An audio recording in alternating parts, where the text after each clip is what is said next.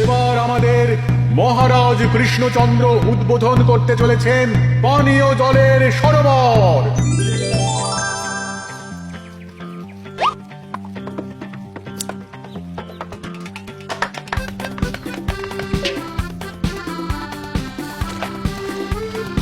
এই নাও রানী, আজ এই জলে রাজবাড়ির রান্না হবে। মহারাজ, আমরা সবাই চাই আপনি এই পানীয় জলের সরোবরের ব্যাপারে কিছু বলুন। কৃষ্ণনগরের মানুষের দীর্ঘদিনের ইচ্ছে আজ সফল হয়েছে।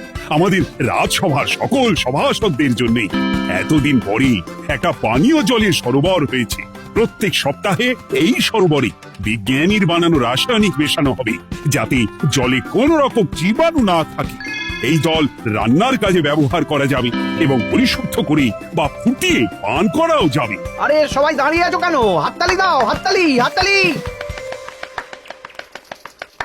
এই হাততালি তোমাদের সকলের প্রাপ্য, কারণ তোমাদের প্রত্যেকের 2 মাসের বেতন তোমরা দান করেছো বলেই অর্থাভাব থাকা সত্ত্বেও এই সরোবর এত তাড়াতাড়ি বানানো সম্ভব হয়েছে।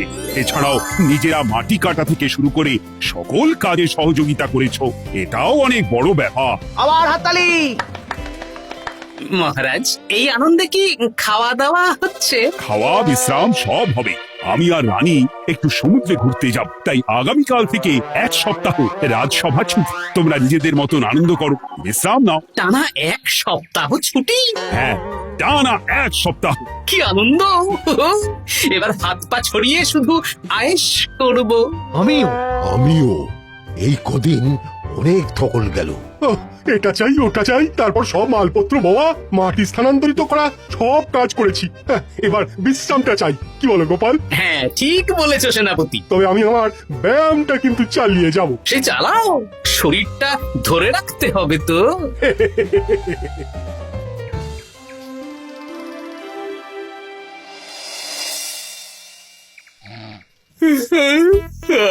বলি এত ঘুম তো ভালো নয় গো, একটু ব্যায়ামও তো করতে পারো, বুড়িটা একটু কম তো। কি হবে গিন্নি, সুস্থ শরীরকে ব্যস্ত করে এই বেশ ভালো আছি, সুখে আছি। একটু শরবত করে দাও তো। নিজেও তো করে নিতে পারো। আচ্ছা, গিন্নি মানে কি? কি? গৃহিণী, অর্থাৎ যে গৃহের কাজ করবে। আমি যদি ঘরের কাজ করতাম তাহলে তুমি আমাকে গিন্নি বলে ডাকতে। ব্যাপারটা কি ভালো শোনা তো? শরবতটা বানাও দেখি। লোকটার যেন আর তর সয় না।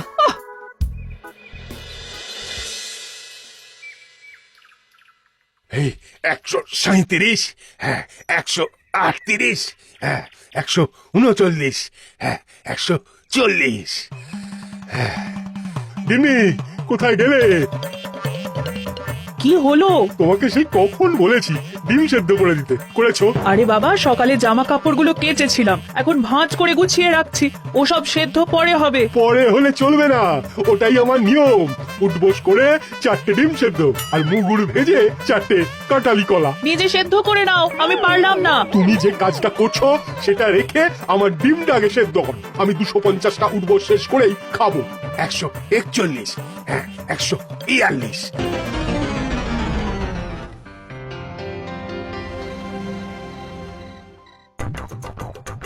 ও গিন্নি, তোমার পিঠে একটু সুড়সুড়ি দিয়ে দাও তো। আমি এখন সন্ধে দেব, ওই সুড়সুড়ি টুসুড়ি দিতে পারবো না বাপু। তুমি তুলতুলে হাতে সুড়সুড়ি দিলে ঘুমটা তাড়াতাড়ি চলে আসবে। এই সন্ধেবেলা ঘুমোবে কেন? যাও একটু পায়চারি করে এসো। না, এখনো তো পায়চারি না, এখন শুধু বিশ্রাম। দাও দাও দাও দাও, সুড়সুড়ি দাও, সুড়সুড়ি দাও। এই লোকটা জ্বালিয়ে মারলো। গিন্নি, একটু ওই কাঁচা লঙ্কা, কচি শসা, কুচো পেঁয়াজ আর ওই সর্ষের তেল দিয়ে মুড়িটা মাখো, বুঝলে? তুমি তো নিজেও মেখে নিতে পারো বাপু, সব কিছুতে আমাকে কেন আদেশ করো? আদেশ না লক্ষ্মী বউ, আমার অনুরোধ। তোমার মতন মুড়ি কি আমি মাখতে পারি? না না না, মেখে ফেলা দেখি, মেখে ফেলা, মেখে ফেলা। একটা কাজ নিজের হাতে করবে না। ওহ, কি জ্বালাতন রে বাবা।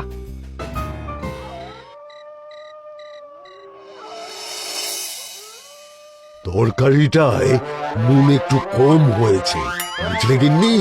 একটু ওই নুনটা দাও তো। এই সামান্য ব্যাপারে এত রাগ করার কি আছে?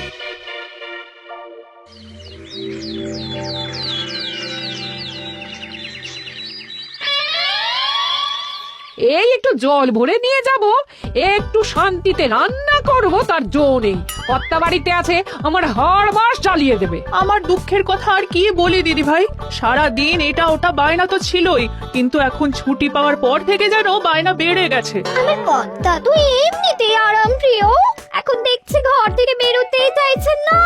সারাক্ষণ শ্বশুরে দাও, এটা খেতে দাও, হাত পা টিপে দাও। আর যদি না কথা শুনে উল্টে বলি নিজে করে নাও, তাহলেই বাবুর গোসা হয়। যদি অভয় দেন তাহলে ছোট মুখে একটা বড় কথা বলবো। বলো বলো। আপনারা একটা কাজ করতে পারেন, যখনই আপনাদের কর্তারা আপনাদের কিছু একটা কাজ করতে বলবেন তখনই হুম বলে মুখ ঘুরিয়ে নেবেন, দেখবেন তারপর সেই কাজ নিজেই করে নিচ্ছে। কিন্তু এতে যদি রাগ করে? রাগ করে আর করবেটা কি, সেই তো দিনের শেষে নিজের ঘরে নিজেকেই ফিরতে হবে। বরং আপনাদের এড়িয়ে যাওয়া দেখে ভাববে আপনারা হয়তো রেগে আছেন, তেতে আছেন, সেই ভয়ে নিজেরাই নিজেদের কাজ করে নেবে। ঠিক বলেছো কর্তার মা, সোজা আঙুলে ঘি না উঠলে আঙুল বেঁকিয়ে ঘি বের করতে হয়, না হলে ঘিয়ের বোতলে তাপ দিতে হয়। ঠিক বলেছো, তোমার এই বুদ্ধিটা বেশ ভালোই দিয়েছো। আমিও আজকে থেকে এই পদ্ধতিটাই অনুসরণ করব। বেশি কথা বললেই ভাবে বেশি পাত্তা দিচ্ছি, নিজের ওজন ধরে রাখতে হবে, যাতে স্ত্রীদের তপে স্বামীরা কাঁপে। এবার সব কাজ নিজেরাই করবে, আর আমরা শুধু রান্না করে খালাস। করবে মানে করতে বাধ্য হবে।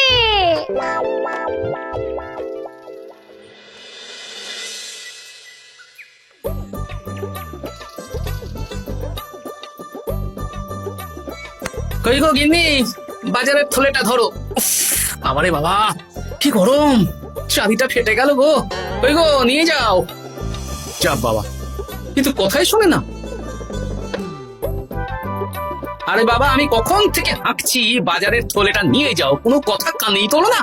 এ নাও দেখো, তোমার পছন্দ মতন কই মাছ এনেছি, আজকে তেল কই রেঁধো কেমন। ওর কি, আমি স্নানে গেলাম, ভালো করে কষিয়ে রান্না করবে, হ্যাঁ দুপুরে পেট ভরে খাবো। হ্যাঁ এই তোমায় কি হুহু রোগে পেয়েছ নাকি? হ্যাঁ যাই বলি তাতেই একটাই উত্তর, হুহু। কি মন্ত্রী মশাই, অনেক দিন হয়ে গেল আমাদের হাতে কোনো কাজ নেই। এখন কি আর গোপালের পেছনে লাগবেন না নাকি? দূর, অনেক তো পিছনে লাগলাম, কিন্তু ফলের ফল তো কিচ্ছু হলো না, উল্টে আমার বদনাম হলো আর তোরাও ফেসে গেলি। তাই আর না। তাহলে এখন কি হাত গুটিয়ে বসে থাকবেন? এখন সুস্থ শরীর ব্যস্ত করতে চাইছি না, বুঝলি? পুজো ছাড়া তো সেইভাবে বড় ছুটি পাই না, কিন্তু অনেক বছর পর এক সপ্তাহ টানা ছুটি পেয়েছি, তাই এই ছুটিটা খেয়ে দিয়ে আয়েশ করে উপভোগ করতে চাই। বাহ, বেশ টাটকা ফল এনেছেন তো। খাবি? আপনি খাওয়ালে আমরা আবার না করতে পারি নাকি? দাঁড়া, তোদের গিন্নিমাকে বলছি কেটে দিতে। কই গো, শুনছো? কই গো? গিন্নিমা তো কোনো সাড়াই দিল না, তাই তো দেখছি। দাঁড়া, আমি রান্নাঘরে গিয়ে বলে আসি।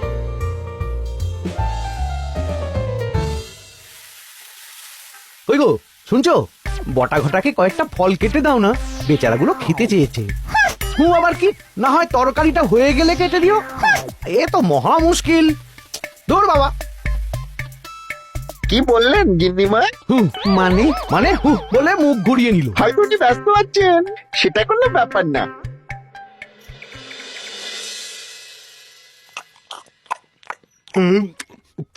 সত্যি তোমার হাতের রান্নায় জাদু আছে। হ্যাঁ, বাহ বাহ। কি হলো গো? হ্যাঁ, সকাল থেকে মুখে কুলু পেটে বসে আছো কেন? তোমার কি কিছু হয়েছে? ওই দেখো আমার হু হু করে। দাও দেখি, আর একটু ভাত দাও। কি গো, ভাত দেবে না? আরে বাবা, তোমার কি রাগ বা অভিমান কিছু হয়েছে? এ তো দেখি কিছুই বলে না। এবার বুঝছো ঠেলা, শুধু রান্নাটা করব আর কোনো কিছু করতে বললেই বলে এড়িয়ে যাব। বাধ্য হয়ে নিজেই কাজ করে নেবে। দেখি আজ তেল কইটা কেমন হয়েছে। আহা, এই তুমিও খেতে বসে পড়ো গিন্নি।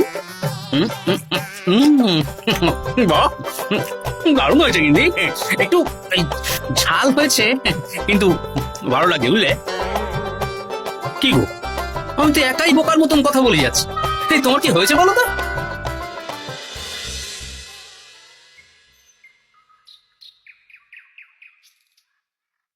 গিন্নি মুদিখানা থেকে মাসকাবারি সব নিয়ে এসেছি, এবার জায়গার জিনিস জায়গায় ভরে ফেলো তো। কি হলো গো, ভরবে না? কি গো, রাগ করেছো আমার ওপর? নিচে নিচে ভরো ভরো নিচে।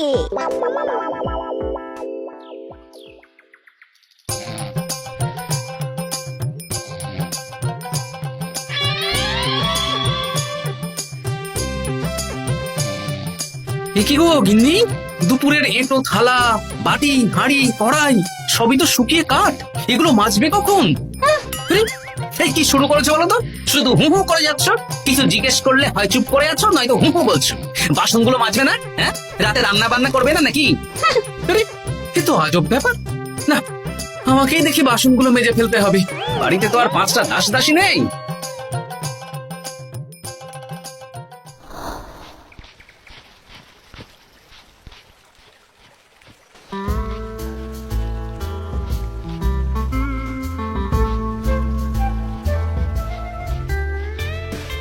এ কি দাদু, তুমি বাসন মাজছো? কি আর করবো, তোদের দিদার রোগ হয়েছে। কি রোগ হয়েছে দাদু? হুহু রোগ হয়েছে, হুহু রোগ। সেটা আবার কি? আমি কিছু জিজ্ঞেস করলেই হয় চুপ করে আছে নয়তো হু হু করছে। কি কর দাদু, 1 সপ্তাহ ছুটি পেয়েছো, কোথায় আইস করে কাটাবে তা না তুমি বাসন মাজছো। কি আর করবো বল, সবই ভাগ্য। আরে দাদু, তোমার যে ঘরে বুদ্ধি আছে না, তুমি ভাগ্য বদল করে দিতে পারো। হ্যাঁ, দিদা পুনঃ হল হলে তুমিও তো বাঘ হাতে তোল। আর দেখি তবে ঠিক হয়, নইলে তো কিছু একটা ব্যবস্থা করতেই হবে। এভাবে হু হু শুনে তো আর থাকা যায় না, বিরক্তিকর। আরে গোপাল যে, তুমি পুকুর ঘাটে কি করছো? এই দুপুরের বাসন মাজছি। ও, বাসন মাজছো? মাজো মাজো, আমিও কাপড় জামা কেচে বাড়ি ফিরছি। কেন গো, তোমার আবার কি হলো? আর বলো না, একটু ছুটিতে বিশ্রাম নিচ্ছি বা ব্যায়াম করছি, সেসব আমার গিন্নির সহ্য হয় না।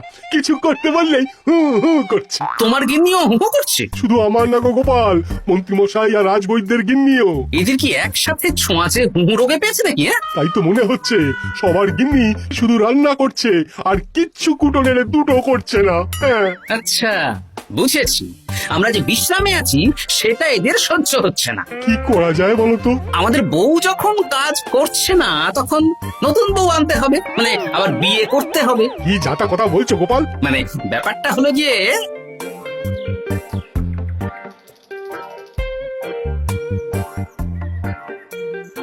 হ্যাঁ, দারুণ বুদ্ধি। তুমি এক কাজ করো, মন্ত্রী মশাই আর রাজবৈদ্যকে এই বুদ্ধির ব্যাপারটা জানিয়ে দাও, আর কাল বিকেল বেলা থেকে আমাদেরও হুহু রোগ শুরু হবে, কেমন? বেশ বেশ।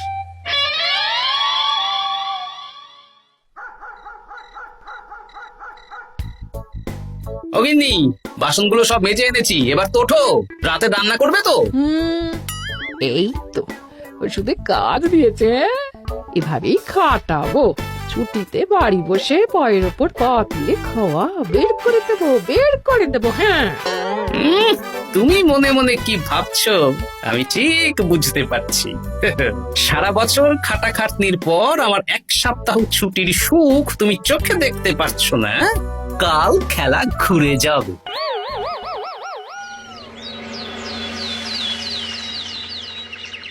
আজ থেকে আমার আর কোনো উপকার তোমাকে করতে হবে না গিন্নি, আমি নিজের ব্যবস্থা নিজেই করে নেব। হ্যাঁ, মানুষটা সেজে গুজে গেল কোথায়? হ্যাঁ, চললাম।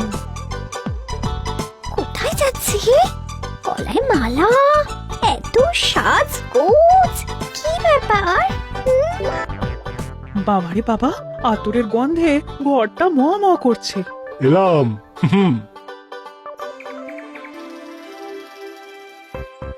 আরে আর বলো না, আমার মানুষটা যে আজকে সকাল সকাল সেজে গুজে কোথায় গেল কিছুই বুঝতে পারলাম না। আমার কথাও তো গলায় মালা পড়ে গেল। আমার কর্তা তো রজনীগন্ধা ফুলের আতর মাখছিল। কোথাও কি কোনো নিমন্ত্রণ আছে নাকি? কিছুই তো বুঝতে পারছি না।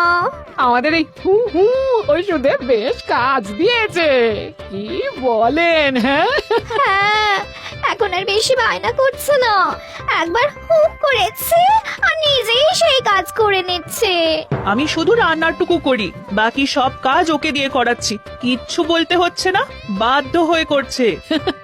আমিও তাই। আজকে তো ভেবেছি খাবার ঢেকে রাখবো, নিজে বেড়ে নিয়ে খাবে, বায়না একেবারে গুছিয়ে দেবো। হ্যাঁ,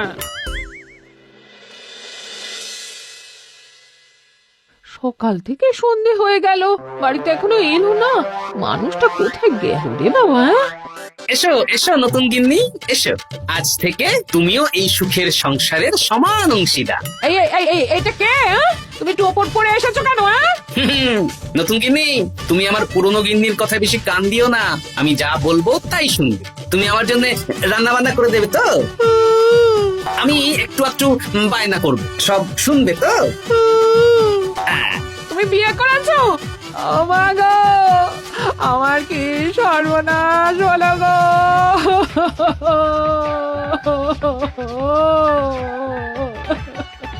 চলো নতুন বউ, মোড়ের মাথায় গরুর গাড়ি দাঁড়িয়ে আছে, চলো চলো চলো। ওগো, তুমি এরকম করো না, আমি আর বাঁচবো না। কেন এত কষ্ট দিচ্ছ? সামান্য হু করার জন্য আরেকটা বিয়ে করলে? আমাকে পিঠে সুড়সুড়ি দিয়ে দেবে তো গো নতুন বউ? এটা কি? এ কি হলো? আমার বন্ধু বান্ধবরা এলে তাদের একটু ফল জলখাবারের ব্যবস্থা সব তুমি করবে তো? ও মা গো, এ কি সর্বনাশ হলো আমার! এই আমার সাথে এটা করতে পারলে? আমি কি অপরাধ করেছি? দেখো, ঘরের কাজ আর আমার একটু একটু বায়না, এগুলোই তোমাকে সামলাতে হবে, বুঝলে? তাহলেই তোমাকে রানী করে রাখবো, কেমন? এই এটা কে? আমি বেঁচে থাকতে তুমি আবার বিয়ে করলে? ওর কথা শোনো না, তুমি আমার দুয়ো রানী। এ তো দেখছি বড্ড কান্নাকাটি করছে। চলো দুয়ো রানী, আমরা কদিন একটু ঘুরে আসি। চলো, এখনই যাব। না না না, আরে ওর কথা শুনো না, আমরা ঘুরবো। মোড়ের মাথায় গরুর গাড়ি দাঁড়িয়ে আছে, চলো চলো।